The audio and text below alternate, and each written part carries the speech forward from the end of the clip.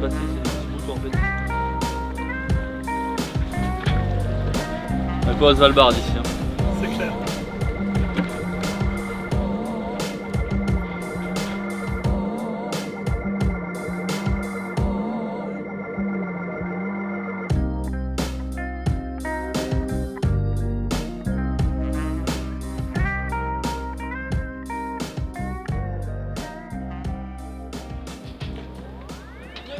Remise en contexte, du coup. Remise en contexte. Pour la classe de Robin, nous faisons une répartition en maison comme dans Harry Potter, puisqu'en français, ils font ça dans sa classe à Pont-Aven. Et donc, du coup, j'ai préparé un petit tirage au sort. Voilà. Chacun sera réparti dans une maison et vous fonctionnerez par équipe. Donc, grâce à ce magnifique chapeau, vous serez répartis. Vous fonctionnerez par équipe et vous pourrez gagner des points pour bon comportement et en perdre si mauvais comportement. Allez, Vas-y, Erwan. attends, je prends les autres. Le short de Nicolas Molon. Rastafarite, man. Babylone. Alors.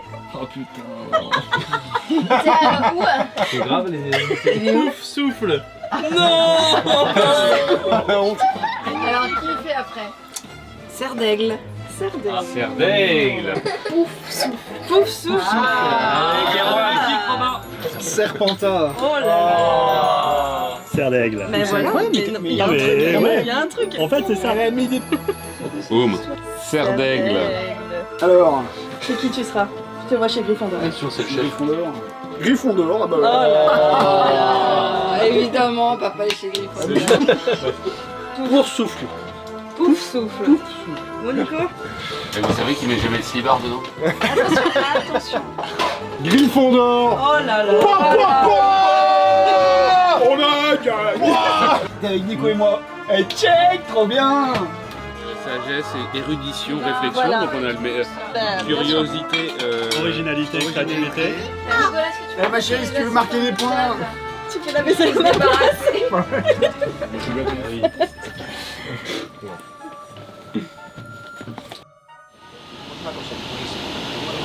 Moi je fais bien tout souffle ou pas?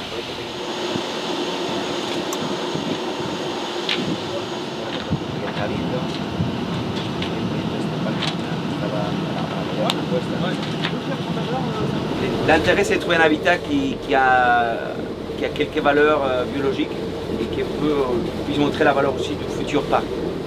Et donc, à ces profondeurs-là, j'espère, sous ces cailloux-là, peut-être on trouve des coraux, quelque chose. Donc, on trouve l'eau quand il va les prélever. Si on fait comme ça veut dire qu'il n'y a rien à voir, c'est pas intéressant. On peut tourner un peu et après. Ok, j'allais sauter depuis le why. Ok. On vous récupérera en zone avec Nico. Moi, je vais passer une première fois sur le point GPS dans un sens et peut-être dans l'autre. On voit au sondeur si on voit des rochers. Ça, c'est simplement pour confirmer au sondeur ce que nous donne la carte et le point GPS que Fran nous a donné. Une fois qu'on a confirmé le point GPS, on va poser le bobino. Donc là, le bobino, il sera exactement à quelques mètres près sur les roches. Ok ? Donc les plongeurs et les assistants, vous vous préparez pour un saut droit à 9h, 9h15. Je vous redirai au fur et à mesure précisément.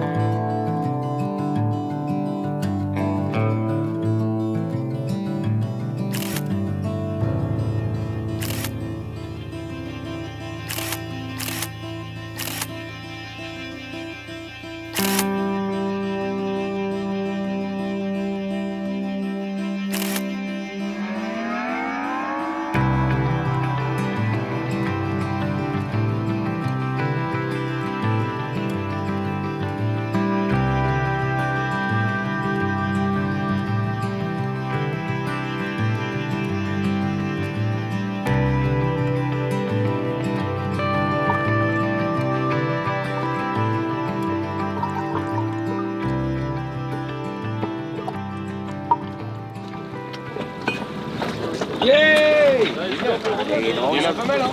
Bah oui, il y en a plein. Il y en a partout en fait. Tu les vois pas quand tu arrives par au-dessus parce que tu les. Ils sont pas fixés sur de la roche. Ils sont, Ouais, c'est fixés, flottant, ouais, ils sont c'est- fixés sur une coquille de scaphopodes. Des petits mollusques qui sont enterrés, ils sont accrochés là-dessus. Non, le corail il a besoin toujours de rochers pour grandir, et là non. Et moi, tu vois, j'ai mis ma main dans le substrat pour aller chercher la base. Et je sentais qu'il n'y avait pas de roche. Et après, j'ai décroché le corail. Et ils sont sur des petites coquilles comme ça, enfouies sous ça de sable. Tu vois. Mais le plus impressionnant, c'est que ces tas C'est quoi d'algues, ça? les algues, c'est ça, du corail noir comme substrat. Ah, c'est ça en C'est fait. les algues. Parce que je comprenais pas pourquoi tu me demandais. Oui, parce que c'est assez exceptionnel. Et il y avait plein de poissons dedans. En fait, je crois que c'est des algues qui sont aussi emportées par le courant et qui viennent Ah, mon cher Alexis. On describe plus facilement avec une tranche de saucisson. Ceci dit, ouais, c'est vrai qu'il n'y a pas beaucoup de lumière en bas. Mais Oui, par mais contre, normalement t'as les vu, algues, normalement, ils doivent se tenir à quelque chose. Ouais, Il n'y a rien pour se tenir. Et c'est les corails noirs qui créent les substrats pour avoir les algues. C'est ça qui est exceptionnel.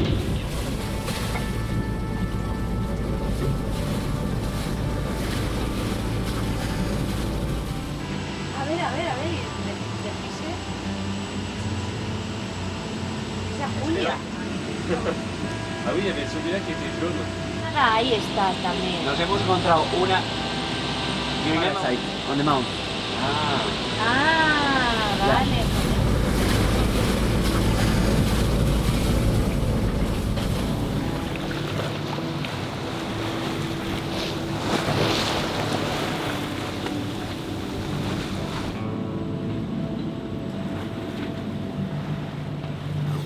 On les met dans l'éthanol alors. Non, il m'a dit frais, parce Frais. qu'il voulait voir.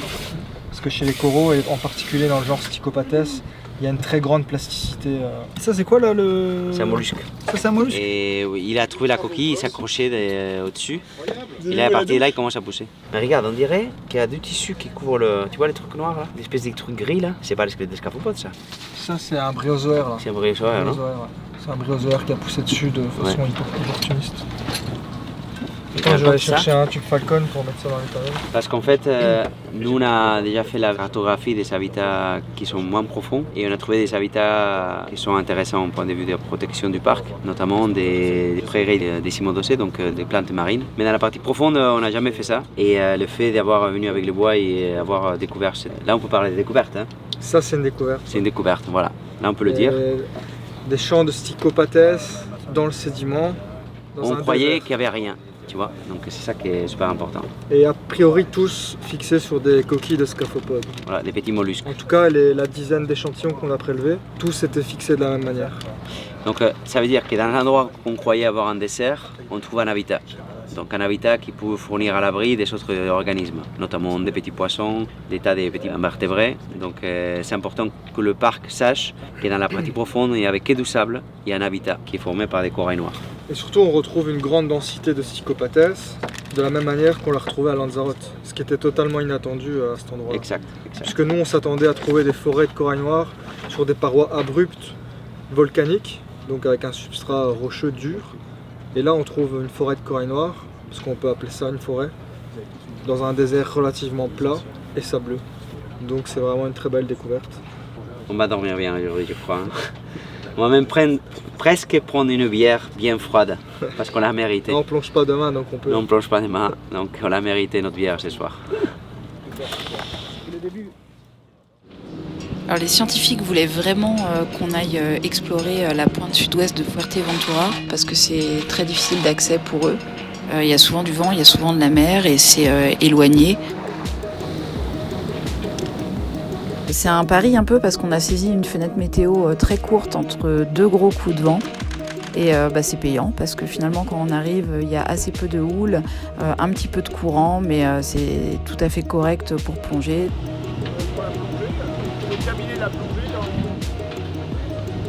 Alors on arrive sur le site, les plongeurs se mettent à l'eau depuis le Wai.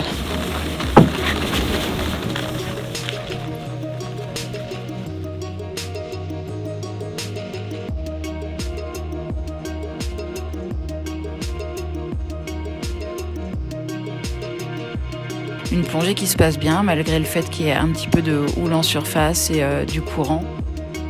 On a une très belle visibilité dans l'eau et les plongeurs sont même rejoints par un magnifique banc de carangue à la remontée.